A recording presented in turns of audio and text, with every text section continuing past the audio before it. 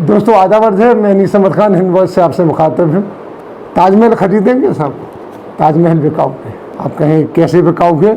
इससे पहले दिल्ली की जो ऐतिहासिक लाल किला है, जहाँ पर प्रधानमंत्री 15 अगस्त को खड़े होकर भाषण देता है, जहाँ से पंडित जवाहरलाल नेहरू ने आज़ादी की घोषणा की थी कि देश आज़ाद हो गया, वो अब जब वो बिक सकता है तो ताजमहल किस खेत की मूली है।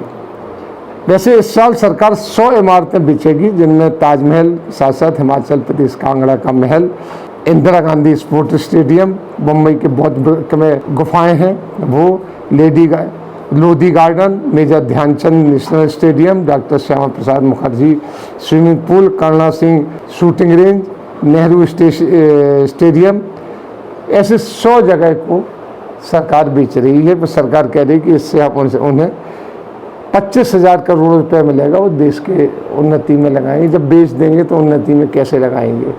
आपका घर है, आप अपना घर बेच दीजिए और उससे कहिए कि हमें तो इससे 2 करोड़ रुपए मिलेंगे, तो हम अपनी उन्नति में, जब घर ही बेच के 2 करोड़ ले रहे हैं आप, तो उससे क्या फ़ायदा होगा? ये सरकार की अपनी अपनी मंतक है, ये उनका अपनी फिलॉसफी।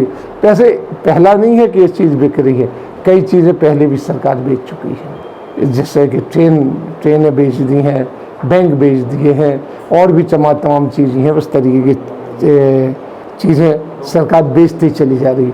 अब उन्होंने दाव रखा कि जो ताजमहल भारत का अकेला इकलौता, इसको 7वां अजूबा भी कहा जाता है, आजकल मॉडर्न उसके जो अजूबे आए हैं 7वां अजूबा कहा जाता है। इसी के साथ इसको ये कहा जाता है ताजमहल के बारे में कि भारत में जितने भी टूरिस्ट आते हैं उसका 80% जो रेवेन्यू है वो ताजमहल देता है। हालांकि ताजमहल को ताजुमहल के लिए कह के भी कई बार कब्जा किया गया, वहाँ शंख भी बजने लगे, घड़ियाली बजा देते हैं लोग बाग जाके, यानी उसकी सेंटिटी नहीं गई है, उसकी जो ब्यूटी है उसको ख़त्म कर रहे हैं।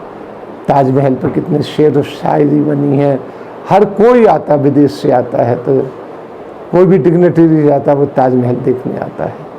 हाँ, अब मोदी जी ने थोड़ा चेंज करना शुरू किया, वो कहीं हुमायूं का मकबरा दिखाने ले जाते हैं, कहीं कुछ दिखाने ले जाते हैं, कहीं हैदराबाद ले जाते हैं मस्जिद दिखाने के लिए, लेकिन पहले जितने भी आते थे वो ताजमहल को ज़रूर देखते थे एक बार। उस ताजमहल की बिक्री, अब यार क्या क्या बेचेंगे?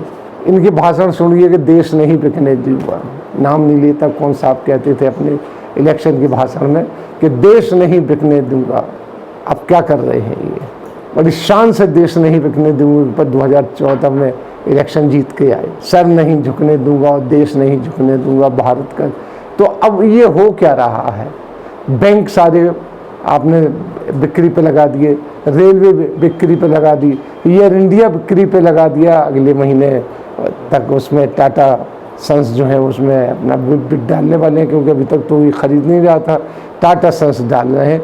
टाटा सन्स ने ही, इनके जो जमशेद जी टाटा थे, उन्होंने ही एयर इंडिया की शुरुआत की थी, अब वो फिर से वो खरीद रहे हैं। उसे सरकार ने नेशनलाइज कर लिया था, बैंक जो नेशनलाइज थे वो भी ले लिए हैं, चंद बैंक बचे हैं। तो ये हो क्या रहा देश में?